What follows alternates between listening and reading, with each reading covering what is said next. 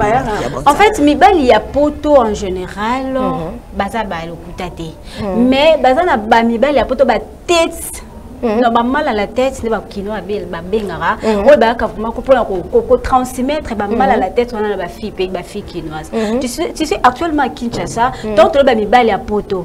Denge bi ki baza na vacances, une fois ka até ba patiner na RDC, ba fille so ba koma doublé, tu vois. Ba comment soutien là et puis bango pe, ba jouer la faiblesse ya ba fille kinoise, ko lo ba été, il faut plutôt ça auto cause. Tu as des parents des divorces ici, ba ka toujours ba na procédure avec contre gueuse il faut me divorcer, tu vois ma femme elle est compatible et tout bah résoudre à la et toi la fille tu vois d'abord faire tes analyses. Il y a quoi c'est vrai ou faux. Bah vous avez apporté dans vos lignes, apporter dans bien matériel du coup tomber dans beaucoup ya moto. Alors ce n'est pas vraiment bah art moto qui encourager biso bah tout aux ali bah éducateur ya masse. Donc il pensa qu'on encourager ya moto. Mais bah ya poto na poto bazala ba réalité belé. Bah on ba lo ba rakuna bazala na ba stress et ba boulot. Parce que poto Kinois ou soit congolais sur laquelle poto à ces bases à mingi na ba faire personnel surtout sur sa vie professionnelle tu vois c'est quand on baïka la Kenya baïka qu'on se distraire dans le sens que baïka qu'on se divertir voilà se divertir on se pépé qui n'est à laquelle on fait on se pépé on est que peut-être ou étudier ou contempler nature tout et tout mais baïka mingi pour la recevoir n'importe quoi ce qu'on appelle dire n'importe quoi aussi n'importe quoi à vivre pour une semaine ou on a pour une semaine ou pour des jours un mois 3 semaines bah monsieur on ça bah échange ya ba flat ou quoi moi ça la flat moi ça la flat ce sont des réalités tout le monde na Kinshasa et to comme que déplorer yango comme que ça la passe parce que ba fille ya Kinshasa na mibala poto ba comme ko ba je peux dire comme que chosifier bango biso moto lingi le côté yaka mobile ya poto moko te azaki aye kinia wazangi mwasi bati kaka famille grande famille en Europe partout bazala wana mais ton boya awa c'est pour ses intérêts personnels c'est pour s'amuser avec le fille tout et tout alors ils ont comportement au biso ba fille au de la mibale ya poto généralisé parce que moi je suis une femme conscience ensemble quoi nazala te mais je suis une femme peut-être après il y a poule nanga quoi mais je suis une femme je parle à la place non je pas dit ça c'est ma vie personnelle c'est ma chérie tu vois et ça je m'arrête là voilà donc ce Piazza je ne sais pas si tu as une expérience personnelle ou quelqu'un que tu connais pourquoi les hommes de l'Europe à chaque fois quand ils sont ici au Congo précisément à Kinshasa nous parlerons un peu de Kinshasa parce que ce sont des réalités que nous vivons ici nous résidents nous sommes des Kinois nous avons remarqué que Mibela Poto Sobaye ba aranelo moko monine na boye na divorce c'est arani. Moi, je pense qu'ils sont trop enfermés là-bas, place Bazarana, Bassina Bango. Ouais. N'habitez pour moi dans la Kinda Pototé, non, on a vécu expérience, et on va dans la Nibala Pototé. Mais Néguetoyo, Kaka, Néguetomo, Naka, Makamde, Kinara, Bazara plus enfermé là-bas, Bassina Bango, point Sarabango Ming. Et en autant, bon, à Olukama, Ribut Monanda, pour maman, qui est là, parents, peut-être mon maman, Kala, qui est là, parents, ou bien, Kota la terre, la biso de Tika, Kuna, la Bible, ce que les autres voilà, on va essayer de recevoir un appel, je crois. Allô? Oh là là, il est parti malheureusement. Biloko basala kuna te peut-être ça la témoin ambiance on a tellement basse na ba rivière makasi bazaka trop enfermé tant il y a ça bandi folie abandi folie 2 filles 3 filles pourquoi ba fille biso to banga maman on lenga moi parfum moi t-shirt transport à bien mon va bien que on za bien après ko ça parler la ba fille alors ko ça kuna que on a une procédure de divorce na moi si na ngesi mbaraté moi si na boye or que ce n'est pas le cas voilà c'est une réalité on a enfermé kuna et on va ça la folie je ne sais pas voilà donc ça fait quand même mal de voir que les hommes qui bon mi ba on peut poto bon taper out parce que le Congo ils ont moi le quoi épidémie moi bosso comme kuna e kangomba moko le quoi grippe attends un peu c'est quoi grippe aux autres qui ça bien comme nous sommes en Mali li pe ya kuna rabo pauvre ba la baby moi je pense que ils ont la réalité moko le que ça la bon baby que ba fille baza ba complexé ba fille oui ba fille à Kinshasa ba complexé et bien non petit toi avec un $10 avec un $5 non on en a facilement oui certes ils ont ba complexé et na ba ignorante quand ça peut être ba lingi na bango yete et ça peut la même sous soit lingi na ekande yo yo kasa yo kosa ye tanga yebi pe ko kosa ye yebi elle informé que non mobile ndi na vivre na bolo kuta makasi mamna solo bananga akosa kanenga mais elle reste là parce que yé en fait présence na yo ezo combler. Vous comprenez un peu? Pour elle, elle s'est dit, bon, on attend, on a zana, peut-être on a un choc, on a fait un canal, on a dépendant, on a la poche, mais elle préfère Vanna parce que nous voyons aussi des réalités. D'autres réalités, amis, Miba la poto, pour Annie Tombo, à part le couteau, on a un makasi. Oh, maman. Miba la poto, donc, en tout cas, conscient, on a besoin de me cacoyer, on a subi une salle constant, on a été. Miba la poto à Kala, Babana au Kaba. Je ne sais pas comment je trouve que yo une expérience. Bébé, est-ce que c'est une expérience non ma chérie? Non, bon, écoute déjà. Autre bimso pour moi bakaba. Bakaba bon, rappelle encore bakisa moi pour moi parce que toujours généraliser maman ambiance tout la réalité ouais et pour ça bango ba comme ba lokutande to beni ba on a thématique la biso. Est-ce que ce ne sont pas leurs épouses bamba bazwa bien en Europe c'est la femme qui fait la loi tu vois mon bal monsieur soit qui na longue na femme peut être bateka qui une partie à parcelle bâtie en Europe à qui peut qu'on me pose à mikanda et puis c'est pas si on t'a la banne du coup et ça grâce c'est grâce à côté une femme mon fille m'a boyé tu vois là pour tout ça fait déjà 11 ans boyé na boyé bah ça lui accorde la relation mon quoi amoureuse fille on a aidé la fille le quoi aider l'homme excusez-moi à Mikanda et puis la femme comme là-bas doctrine on dit que c'est la femme qui fait la loi femme a commis quoi abuser peut-être en morale ya bali a commis qu'on a la dictature a commis que oui parce que ça que tu aimerais penza notamment na kati ya Europe siko yeta ngolom bala bongo eza kambo quand yesu singa on dire vraiment na kati ya nini ndamu na ba singa tout il faut rabi que na kezo mamu pepe na lia na ngata na fulo na ba kwa mikuwa ya ba ya lipa kubele na ndeni ofana na rage nyonso na bimina ngo ça n'importe quoi mais pour un homme raisonnable, ça ne peut jamais être et l'eau primordial pour nous sacanner à la fille. Tu vois, autant que malgré moi, c'est un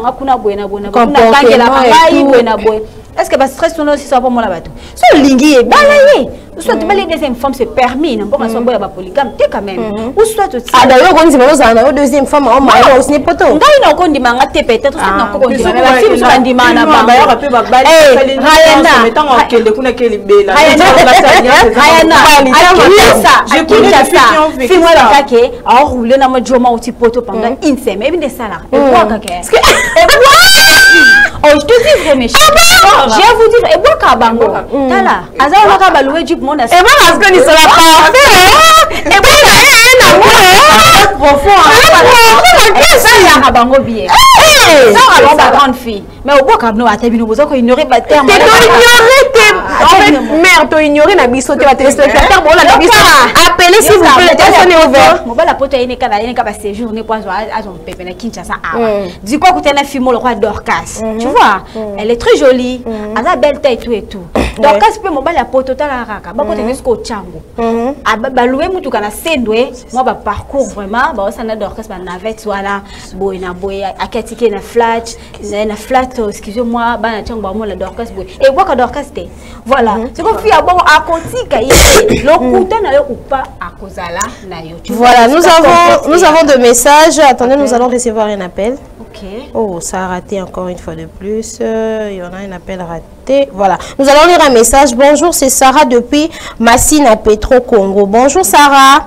Depuis Massina Petro Congo. Moi, je dirais que biso ba jeune fille, il faut tous amailler parce que ces derniers temps, mibali a poto ba comprendre que galère isa makasi mbongo ils ont sûr qu'il est vraiment té. Yango ba komi ko jouer trop na ba fille dans le kuta. Merci. Merci à toi Sarah depuis Petro Congo. En tout cas, bon lundi à toi. Et elle a raison, n'est-ce pas? Ah, mais oui, elle a raison. Elle a raison. Sarah parce qu'elle jouait là point faible tellement que faillite ses amis na Congo galère. Les armes cassent na Congo, bah comme au sakanela moi galère voilà bah au sakanela bah chaîne fille battu na Congo. Voilà. Donc Sarah elle pense que non, et ça parce que moi galère et ça conjoncture en beau que ça bien été en mi la poto comme que ça abusé na biso. Oui, c'est vrai. Bah et puis que net aux hommes petit au moins ça baisser moi $20 et coca et papa. Autant $3. J'ai moi mi ya poto. Je connais une histoire na relaté bino. En tout cas, ça me fera plaisir, ça va captiver les téléspectateurs aussi. Il y a une grande sœur, il y a quartier à ses petites sœurs, elle va dans la poto avec son mari, et l'homme a commis qu'on bima et la sœur, la petite sœur naïe. Tu vois ce que la réalité à Bombo. Oh là là. Dans la famille moi encore moi là babé c'est quoi aider moi si boye na comme bandayana comme bandayana. Oh là là là là là. Réalité nini quand on sait c'est bino awa. Maltraitance. Sa femme était puis maltraitance. Impoli et tout. Est-ce que ça a raison comme manale qui naïe? Oh mais il y a des histoires pareilles. Je connais même une histoire au Mobali. En tout cas, c'est une histoire que je connais la personne. Moi, j'ai trompé ma femme pendant 13 ans avec sa meilleure amie. Essayez papa, 13 ans. C'était quoi la cause? C'était quoi la cause? À lobby, premièrement, insatisfaction et intimité dans bango premièrement. Et puis deuxièmement, la femme n'est jamais là. Mais jour on va repousser en couple, vous partagez temps ensemble.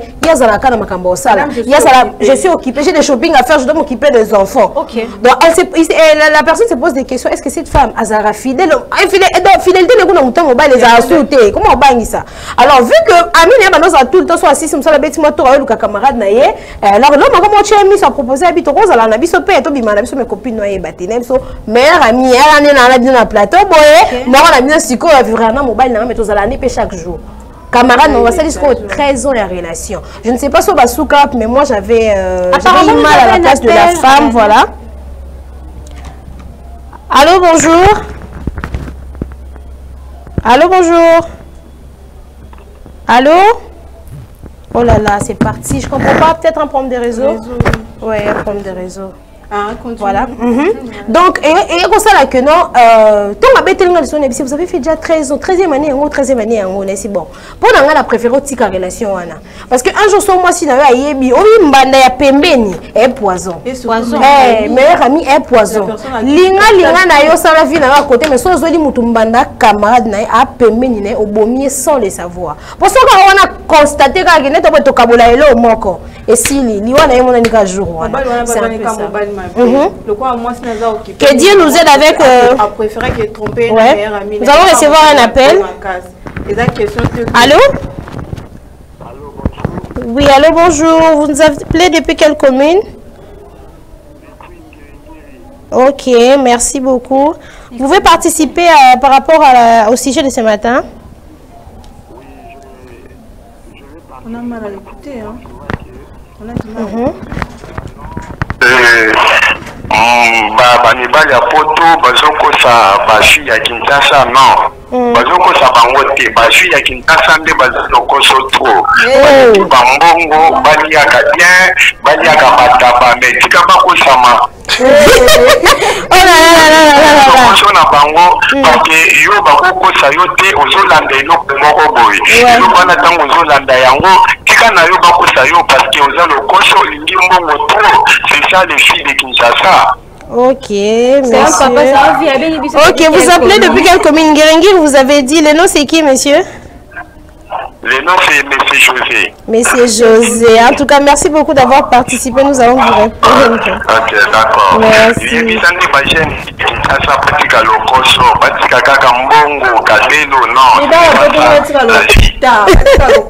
C'est bon, merci, Monsieur José.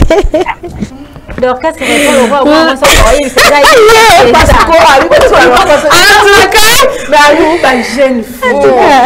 vraiment. Il y a un lobby, mais il a condamné Kabali. Non, il a raison. Il y a Lélo, jeune fille à Lélo. Mais il y a le bâti au départ. Qui m'a la pote quitter sur le terrain. Chaque fois, chaque jour, on a capé là. Pose bière, au liangou, le tabac. Au moins, il consomme. C'est son bablo, au moins que c'est fait. Mais quoi, il sa compétence, spécialité à base. Jeune fille, bien sûr. sûr, comme il cause, mais il la porte par exemple qu'à l'eau. Voilà, nous avons encore un message. Nous avons un message. Sali. C'est Elodie Maël depuis la commune de Kinshasa où il est. Pour moi, je peux dire, vu que Mibali y a poto, ba yebi que ba fille à Congo, ba lela voyage à poto. Yango ba koma koya, koko sa ba fille awa. Voilà, merci à toi Elodie et bon lundi à toi. Voilà, donc Elodie a lobi que pona ye. So ki lelo Mibali y a poto, ba yaka pona ko sara ba fille pour ba fille ba lela poto, lukuta ma bête les filles, que ba fille ba craquer robe. Est-ce que ba mema ba robe? Maman biso ba misu non de mon rapporto yanga ite papa li kamni ngo escroquing vraiment est-ce que on la tourner est-ce que ba maman pe na poto ya parce que li ko biso pe mona lokuta biso pe ba kendaka à part ko za lokuta ko vivre na ye ba salele pe démarche ko kena epe ajuka voilà c'est que bon sincère le peut-être mais ba sa poto ba lokuta voilà to mettre ça mis sur le point négatif Mibali ya poto voilà Mibali ya poto en général to le ba ki au départ à base na bango mabete kasi c'est yango le dia intervenant na biso mo papa wana to le ba papa Josabi ba filo koso les filles moi excusez moi pour la bataire mais peut-être ils ont les biso biso ba fille to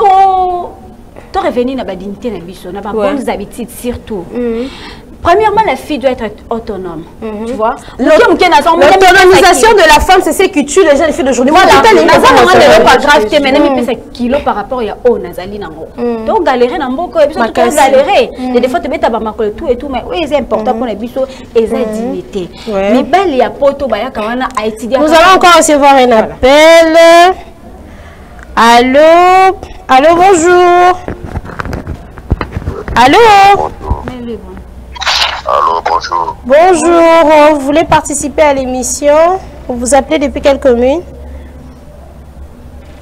Ouais, j'appelle depuis la commune de Massina. Ouais. Ok. Ouais. Allô? Allô? Oui. On vous écoute, monsieur. Oui, par rapport à votre thème, moi, j'allais donner aussi, j'allais aussi commenter quoi. Parlez un peu plus fort. Allô? Oui, allô? On vous écoute. Oh là là, il est parti, voilà, donc continuez à nous appeler, à participer à notre tranche matinale, CF Matin. Ça nous fait énormément plaisir lorsque vous vous appelez, vous participez au sujet comme ça, parce que les autres concernés, c'est ça qu'a bissoté un plateau, on détenir un monopole et la vérité, comme on a toujours dit, on ne détient pas le monopole de la vérité, on essaie d'échanger avec vous, avoir les opinions, les idées, qu'est-ce qu'on peut faire pour arranger telle situation. Bon, on est bas sur la même dans le dialogue, très important. Dialoguer dans le public, accueillir intelligence. Voilà, Béli, tu avais la parole. En fait, je disais, bien que tu sois galéré, mais la fille doit d'abord garder dignité. Mais la poto, il faut l'inganga par force. Non, il y a certaines filles qui ont demande. On a peur, on dit ah, le qui va aventurer, le qui va dire bah si on a pas ça et non qui alors toi la fille, donc on dit le couteau, ne faut assumer, nous sommes quand même. Donc on lui peut être moins intérêt, il y a colia, il y a colia la jeep, il y a cosa parfum, bien dit d'or ça le bas qui va avoir parfum, moi t-shirt, moi chemise. Et ça là, on peut boire, voilà. Et il faut toujours que ça l'état de l'esprit. État d'esprit, oui. État d'esprit à Moutou, vraiment. Parce que Moutou, on doit aborder l'affaire. Voilà, nous allons encore recevoir l'appel. Ok. Allô, papa. Allô, bonjour. Oui, bonjour, papa. Tozo Yoka, vous venez depuis combien? On a venu depuis Massina. Ok, depuis combien à Massina? Ok. Ouais. Massina est branchée, hein. Vraiment. Pas la tchango, oye. On vous écoute, vous voulez participer au sujet de ce matin? Oui, oui. Après, on va prendre les finances, pardon, il y a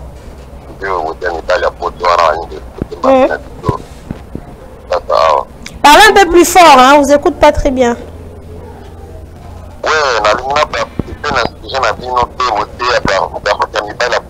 Oui, oui, allez-y, on vous écoute. Oui, on vous écoute. Ouais. Moi, premièrement, la route est dans le côté là-bas. Pourquoi? mibala poto mingi. Vraiment. Ani kolinga mibala poto mingi. To iganga o mibala poto alingi. Pourquoi lokola poto eza paradis? Non. Voilà. Poto eza paradis là. Vraiment. Les gens qui vivent à tout ça aussi, ils sont pas plus par rapport à la photo. Oui. Ah. Au moins, on n'a pas moins si avant la petite série, on a eu bien, on a eu un akin. Au bout de temps, on a posé, à boire du tout, on va aller à Kitasa, à la nuit à Boto. Vraiment. On a fait la sortir. Quand on retourne, on va à Kitasa, on va faire la Kota. Donc, c'est ça. Ouais. En tout cas. Ok. Ouais, ouais.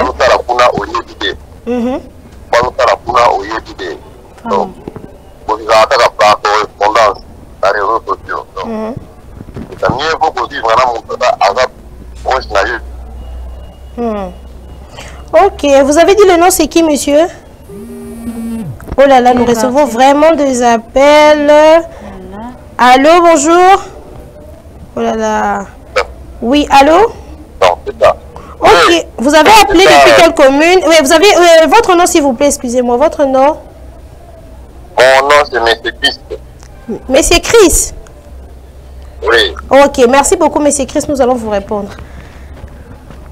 Merci beaucoup. Merci, voilà. Pour Monsieur Chris dit que ma fille a qui une boutique à kolenga mibali ya poto. Beaucoup ça pour moi quoi banzambe. On a abé par exemple bien le bi on a jeune fille moi za na mo épicerie na ya sala mo ba commerce na ye.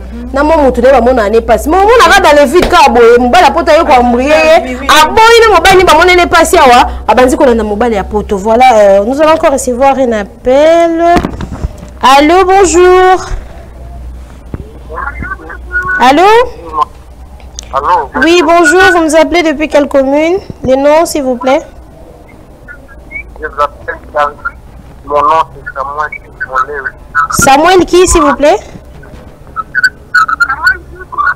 Samuel Molewi. Ok, éloignez-vous un peu de votre poste téléviseur et augmentez un peu aussi la voix, s'il vous plaît. Haussez la voix pour qu'on puisse bien vous entendre. Ah. Voilà. Je vais parler pour les femmes d'aujourd'hui. Oui. De l'RDC. Oui. Et Baki Alelo, madame sentimentaliste par rapport à comment on va considérer. Baki Alelo, pour nous là, bazo qui reste Baki Mibala qui fait ça na Mibala photo. Ouais. Oh là là, il est parti. Il a dit que beaucoup de filles à Kinshasa sont de matérialistes. Si on peut d'abord répondre. Ouais. On répond d'abord à M. Chris qui a dit que non, au moins, il y a un mobile qui a passé pour souffrir pour se retrouver dans le mobile à Potalandi Djika. C'est quoi cette réalité? En fait, c'est comme vient de dire le messier, qui a totalement torté. Tu vois, déjà, ma fille a Kinshasa, tu as complexé. Complexe, c'est où tu as poto. Alors le monsieur vient de dire que poto est un paradis. C'est pas un paradis pour la bête parce que ma fille moussa référence. Abundale kuna Kinshasa. Voilà. Abundale dans la Kinshasa la rythme monde ba kino ba simba benda à s'en sortir, tu vois. Mais mon la poto du quoi à côté sur le coup. Ta misu batika ba zemia oui. Ouais atiki ba misu ba wangani misu ba ndimi na misu ba wa réalité aya ku de réalité mon roi ya ku to ya suffit na ke ngai na moi na. Ouais, nous allons recevoir cet appel. Allô, bonjour. Allô? Oui, bonjour. Bonjour, madame. Oui, éloignez-vous de votre poste téléviseur, s'il vous plaît. Oh là là, il est parti. En tout cas, merci à vous, hein, chers téléspectateurs. C'est comme ça, il faut appeler, il faut. Bah, si mon âme, on va gagner l'ISO. Donc, les gars, lobby que moi, maman, n'a pas la moitié n'a pas tout aligné mouloubate. Aligné moi ça mouloubate, il faut te divorcer avec la dame, tout et tout, il faut n'a pas la yo. Maman, il y a beaucoup maman, tinde to ah maman, parce que n'a pas la louka, moi c'est mususu n'a pas la kenge poto, parce que mouloubate on ok kuna nazo té déjà libanda maman lingi était, ma famille lingi était, bon bazala trop porté, bazaka même poli, tout et tout. Ah la fille peut à continuer bien à bolingo et tout et tout. Tu vas se retrouver na zemi, mobile qui tout ça. Donc, si on a comica et qui n'a équipe pour quelque temps, pour nous les obenga, si on a comica rien sur la prix na obengi ça. Si les loisirs là, moi la botte m'a répété, à botami. Bah comment à bolingo téléphone. Si la mon canada ou si na raté, si na commis boya. Le divorce spécial à mara et ça la mara. Voilà, il y a un bon appel. Ok, voilà. Oh, il est parti malheureusement. Voilà ce que ma mère. Ok. La poto a proposé oh non, na obala yo, na poto na kanga moko, na obala yo nde on a sepel na yo comportement no eza malamu wena. Il a mis de ma mère à sepel et puis maman a pas qui n'est bien maman voto sa balate lo roté à botate azaki au sala ba faire na donc Dubaï ozo mo so bilamba kotonga e bilamba puta oteka. Mon bal ya sepel na ya bala ya bali basali pe mariage voilà maman le mariage marquant na ville exact mariage de rêve auto mariage de rêve ni on s'en a kati j'ai trouvé mon âme sœur voilà après une semaine mon bal abi on zonga nanu kuna funa zonga poto na kuna nakina arranger comme ça na aménager na nga na Kinshasa comme ça na zonga to va na biso à porto pe kinelo amalu exact en tout cas les papa tika ki ba brebi kuna ko si ti ba vanda na ba sala inane atikala o remarquer que mon bala abande ko mituna babenga na air nini parce que na air nini ayeba que état de santé ya bana nini atikala ko kata soupçon moko taki na pa ba bokilo pe ba yamba très bien moi sina biso moi c'est soto bala vraiment camarade maman fatikala ya azwanda ndaku kitoko ba ofana ndaku super mon bala bina zonga amwa ngumela te bona ya ménager na yo mbali bandaki na moi c'est dans yo ka kuna la poto te bala atikala ko bala moi si musuku na ya Kinshasa akona na bi moye azonga su Kinshasa. Nous allons recevoir cet appel. Nous allons recevoir cet appel d'Orcas Piazza. Allô? Oui, allô, bonjour. Vous nous appelez depuis quelle commune? Bonjour, j'aimerais comme ça. Vous avez dit bonjour, vous avez dit bonjour. Et vous avez dit de votre poste de téléviseur.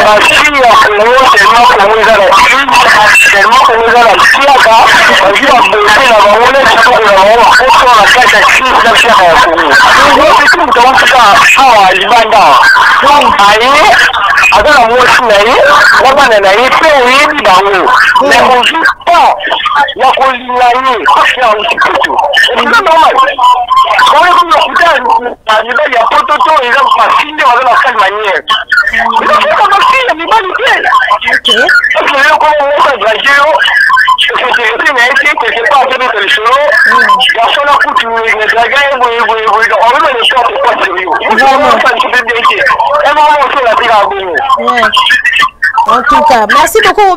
Depuis commune. Oh là là là là, il est parti. Abitika basala rabiso bongo parce que le coso et l'équipe biso makasi. Biso bien.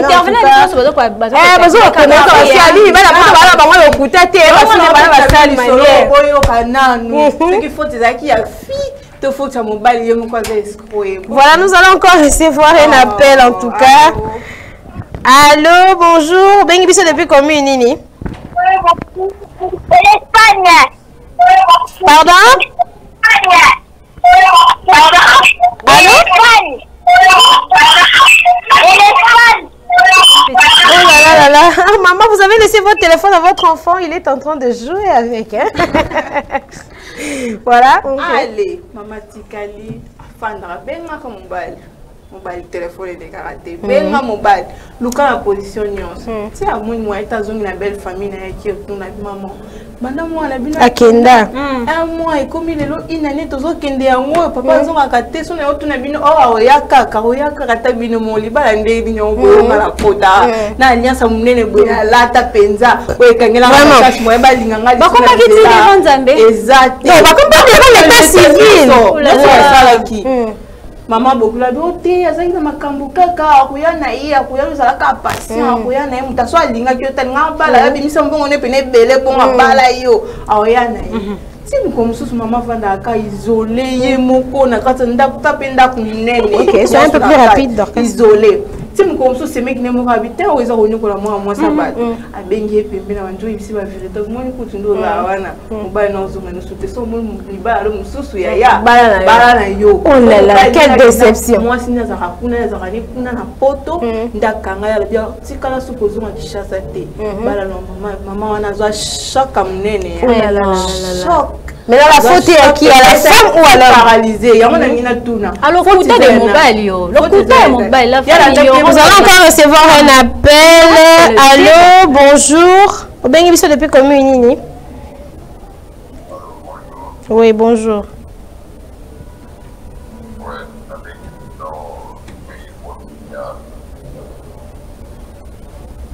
Allô? Oui, allô? Oui, allô? On vous écoute. Ok. Vous voulez participer à notre sujet de ce matin? Oui,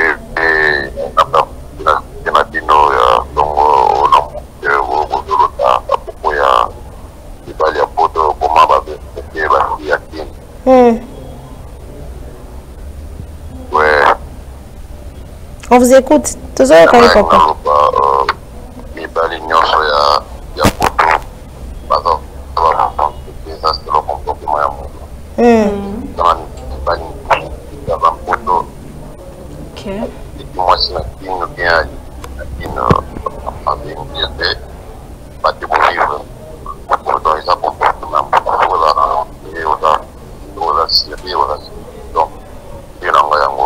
Ah, d'accord. Merci beaucoup, monsieur.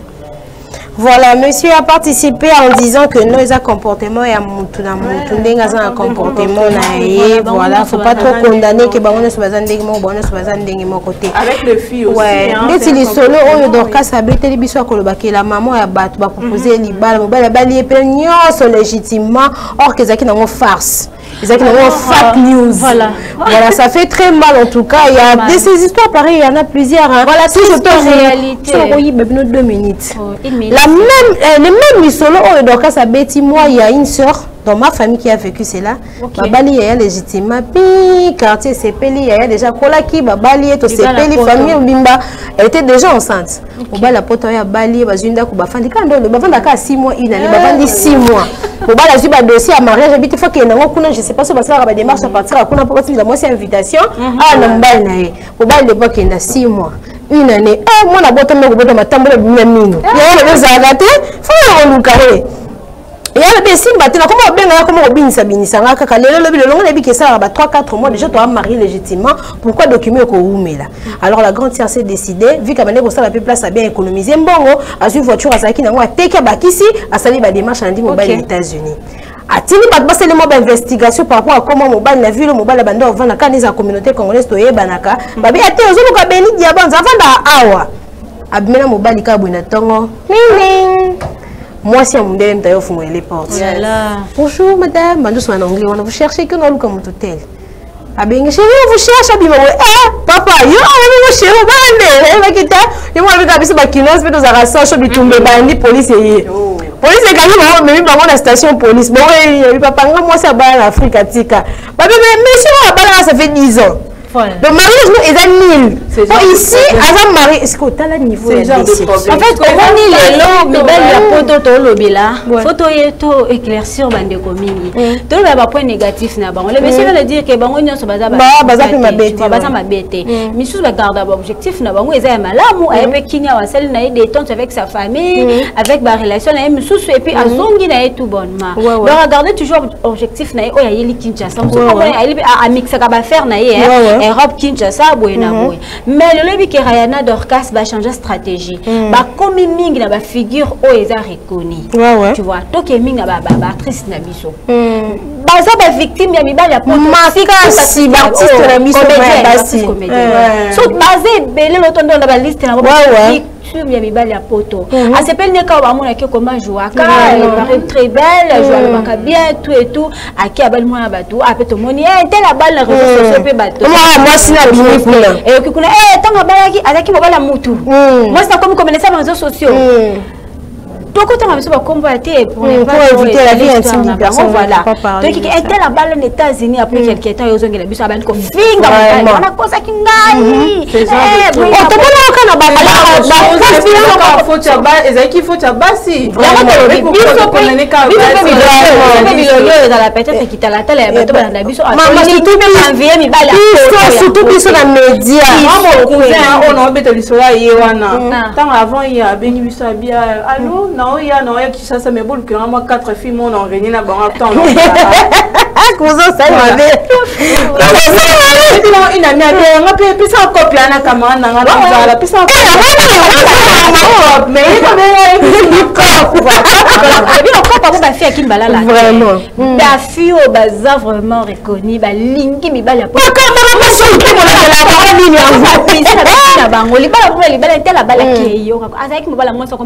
réseaux sociaux et ça vraiment c'est pitoyable même biso bata média to comment vivre babilo ko comme ma chérie avec amertume voilà ana Kinshasa mi bala bazar au moins la ndem message ba ki ah bien biso boso au tika moi le Christian le leka no vraiment tu vois il est au point MP azali na ye mais OK ko la na parce que comme ya poto ana pas ça parfum yoka ça fait puis attends va permettre habiter mbala poto dans un mois et tombola moi boîte à boire quand la famille on a dit c'est bon ba ya loisir quoi moi boîte moi ni le moi tabac moi tout achète moi tapela na ozo ngapenda na trousse na $20 na tongo pesa la non pour le quoi du poison il y a aussi des parents net ba maman et ba encourager ba bon moi c'est nazara ça donne comme chance aider maman dit ka photo wana na Kinshasa pour la fille à Kinshasa en tout cas photo Lucas solution en tout cas on a même des messages c'est genre la fille a bon notre bimi to takine ba mon lion ba bengité ba bengité ko benga mo participer non mo sunga bongo te na vraiment ba marquer biso ba bébé voilà nous allons lire quelques messages. Bonjour ma sœur, certainement parlons de la femme de Kinshasa. On a besoin d'argent. Je suis à la commune de Matete. On m'appelle Shadrach Ketchi Sumpa. Il faut qu'on aille na bolingo na mobali na yo. Au lieu ya kolinga mobali po na mbongo. Ça c'est vrai, c'est une réalité. Comprenons que la conjoncture du pays n'est pas stable et puis beaucoup de femmes ne veulent pas devenir autonomes. Voilà tout ce que mi belle paix sarabiso. Mais na lingi na point wana na soulever point moroboué. Ndeko nanga mobali Shadrach ko participer na kokoma que ba fi tolingi ko lukate tolinga mi belle ba paix sarabiso na ina aider. On va recevoir notre appel Madame Sarah Kabunji depuis Royaume-Uni. Voilà, tout ça qui sujet na statut. Elle voulait participer aussi. Bonjour Madame Sarah. Allô? Voilà, c'est bon. Ok. Voilà, comme je disais, Madame Sarah est depuis Royaume-Uni. Ça sera notre invitée de ce matin. On va l'appeler, on va essayer de parler. Elle voulait participer. Voilà, nous allons revenir chez Madame Sarah tout à l'heure. Comme je voulais dire, Monsieur Shadrach, qui nous a appelé depuis Matete, qui nous a écrit plutôt. Monsieur Shadrach, alobi boy, alobi, bafi to molinga mbelika pour intérêt, on va au sakana na biso. Toni ko za ba autonome, il faut biso mo peto milukela. Oza vraiment na raison de konanga ya mobile ko cité. Mais après si on a genre mibali mususu ana na mbongo na poche mais moté à mabe kaka. Mais après so ba mbongo mo ozangi mo na chata lipa na coin oteka pona ye o trouver un normal. Ba fi mususu bazala patience. Azotalele un jour changer. On a ba projet maman de mo ba la kabelo $10 et ça on connaît au 27 pour que bébé j'ai un projet à $5000. J'ai un projet à $500. Na mutu na yo mo la so pesa $20 $30 et on qui nango. Mais pourtant à éviter que aux jeunes filles, il faut mi bongisa, il faut ça la projet. Oh lobi so ya zangi akoko ya mama pesa ngata $50 na mbongo na commerce na c'est longo cop moroboy. Beaucoup de hommes ont peur à investir chez les femmes. Moi ça lingo mi la taboy. Le pesa ka mo atimi. Bon donne-moi tes projets. Non non, c'est pas tout le monde qui vient te dire voilà, j'ai tel projet. Moi si monsieur singa retourner maman yo vendaka bozala le conseil papa. Au moins na projet te kanguba. Voilà, finance des malala na coin, na projet na sala boy na boy. Il y a beaucoup de gens batou na ngote. Moi je vais moi je vais intervenir na cas sur genre ba femme d'orca ça autour le mélange cop sur cop tu vois il faut qu'il me baille na ngauzo tapota zo ya pesa nga cop wana 4, vous allez dire combien? Non, vous allez pas. Maintenant, la fille, elle dit, ma chérie, pas une cop. Il y a une amie à moi, elle dit, au Tanganaï, elle dit, oui, puis ça va tu vois, Nicolas Cop, ils ont une déception. Peut-être à cause de la maladie. Peut-être à cause de la maladie. Après, si vous avez maman, maman,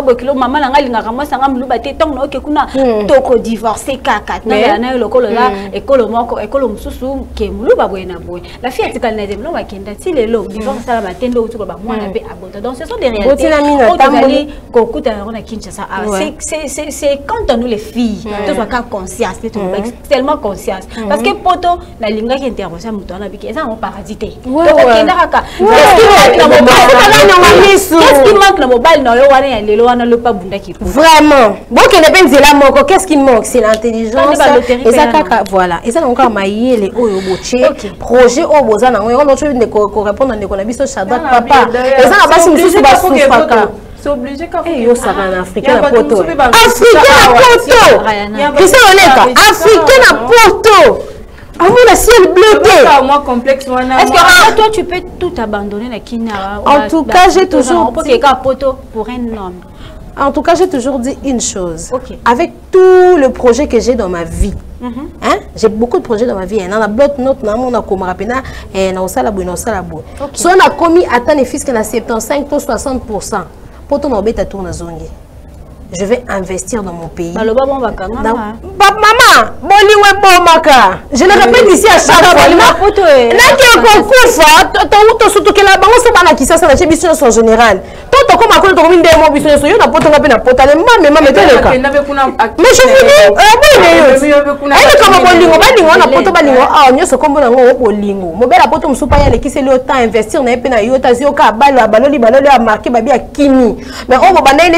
vous dis, pas investir le but que mati. Alors pour encore ba fille ba comment on a aligné mo bala potatika ya bien kazani ya batu makange na bakisi. O kange na bakisi ça qui nous dit.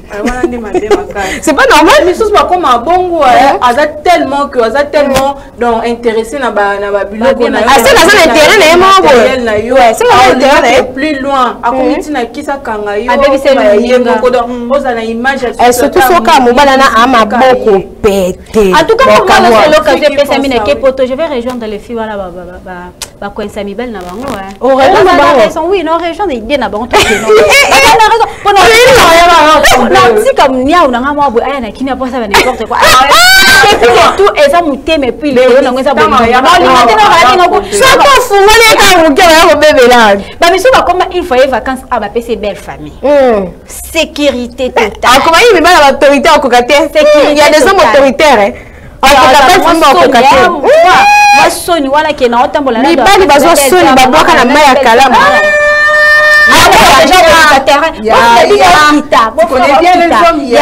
contre les terrains. Est-ce que qui va s'aimer qui nous sommes coopérer na beau frère? Ah mais le bout de baser sa copine est beaucoup mais on s'en sérieux t'es un beau frère là. Et comment? Ouais, voilà, nous allons recevoir encore un appel. Voilà. Allô? Allô, bonjour, vous nous appelez. Au bien, monsieur, depuis combien? Allô? Ok, vous avez participé à ce sujet, la à Tangwalelo? Ouais, voilà, tu parles de problème, il faut pas tout na projet. Est-ce que ça va tenir au projet? Comment la ana bosa eba ojo za na mutu là il était pour tout na yo projet il a d'abord peut-être déjà bon faut déjà ba ni ni lo ça la ça bon on peut faire ça consistant c'est important bon on peut faire ça consistant papa c'est le comment c'est consistant la quoi déjà il a déjà bon les hommes mais ça il va y ça na dit là yo ça projet moi ça c'est déjà bon. Ok, le nom c'est qui s'il vous plaît? Ils ont un mutema mutu, faut solola, faut solola na mutu. Combo papa Alain. Toi bandeni. Combo pardon s'il vous plaît. Bon, na lobby hein. Toi qui on m'a munya sur lobby, toi tout ni c'est pas combo nani combo. bon, Michel. Michel, d'accord, merci beaucoup. Michel, nous allons vous répondre par rapport à votre préoccupation. Ouais. Ok. Voilà, monsieur Michel Obi, quand un bon va ça on a occupé qu'on s'est débrouillé.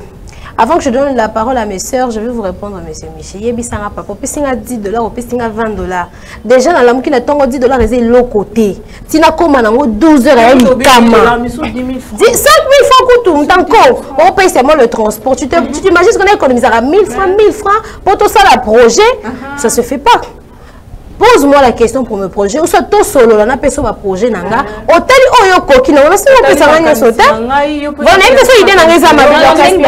Na ko solo na mutu ndo découvrir que mutu aza na posa boza. Yo tout na raté ozara kutana na idée moko te pona. Yo kanga tu te contactes de moi. Dans les messages dit même $10 ça ka mo. Papa, et comme en journée mobile. Et comme à 4 heures, comme même pas 12 heures. Là, on a 7 heures. On va changer la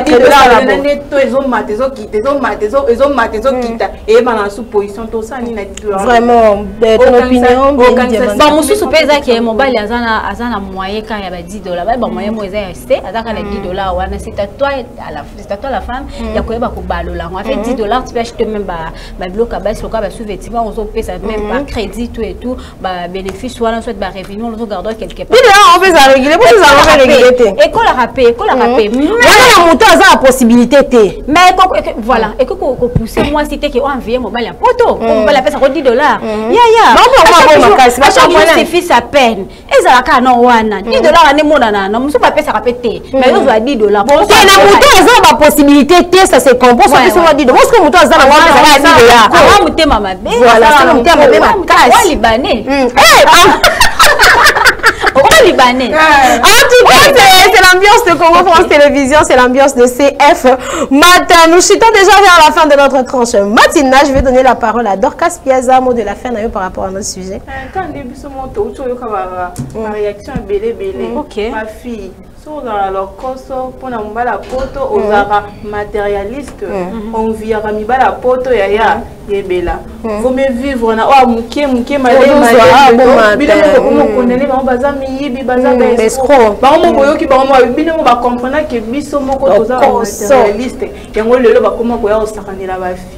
les hommes aussi, mi la poto.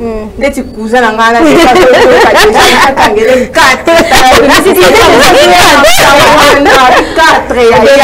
déjà pour ça raisonner que ça komi kuna indi va sentir le Tiffany le Laetitia na ya usulu kaka nini ba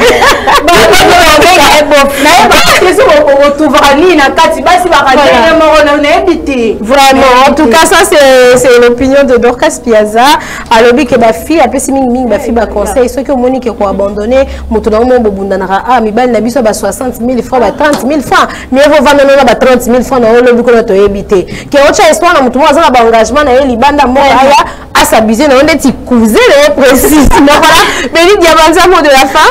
En tout cas merci beaucoup d'abord nanga qui te sa fille toza qui on a été pour nous léser bino biso peut toza basi il y a aussi des réalités qu'on a vécu na ba vie courante na biso mais quand même et apporter la biso solution et puis apporter la mingi ba correction quoi mais ba il y a poto bazaka le quoi ba l'union sur le quoi pichu mainzi na biso le quoi Christian le ka na biso le quoi Christian Touré na biso donc bazala le ko la bango faut pas enviaka parce que premièrement éviter azo zo beblo qu'on a na moyenne ba finance wala muso soya donc mo kilo ka mambebele ba comme ko c'est la scène ba certes alors il préfère de protéger il préfère protéger plutôt sa femme légitime et ses enfants mais yo que le sacrifice il y a mambumo boy oza qui peut-être innocent pour la bien matériel tout ce quand il cause excusez pour les termes qu'on va na ka mobala mutu na ba terrasse na kapela na ba coin oza reconnaître na Kinshasa awa pour la ta t-shirt ndenge moko pour la télé kilote tu bois ka moi mpende libanda na moi catch basket pour la week-end on boit comme moi kabelo boit comme make-up bien balulo mais ça ya batou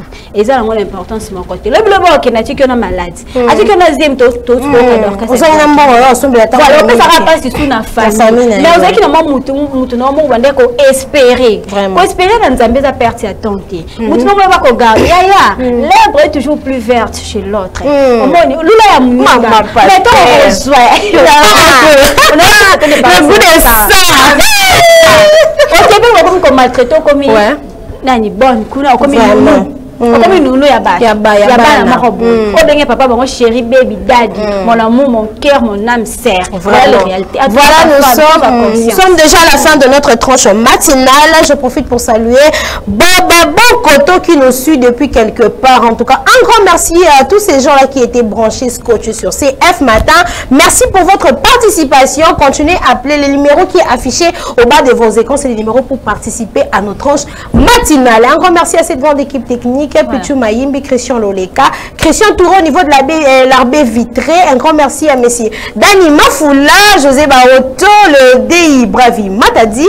Un grand merci au numéro 1, au 2, j'ai les 001, monsieur Didi Pumba, qui nous a donné la chance et la grâce de participer, d'être devant vos postes téléviseurs.